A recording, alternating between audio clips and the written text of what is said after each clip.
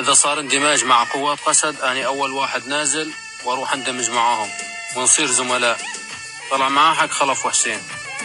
أنا أصلا حتى عشيرتي وأصول جدي سالم من راس العين، كوباني ما في مشكلة.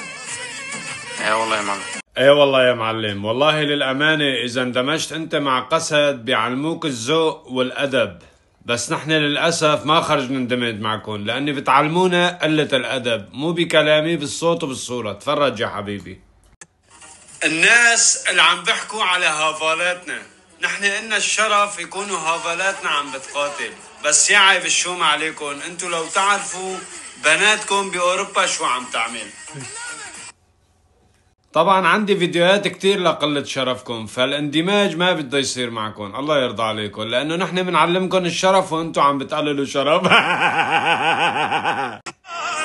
سوري أنا سجلها يا تاريخ بالمرجلي رهانئ المريخ يلي حرق فيديوهات كثيرة ها، شي جد بدك عندي.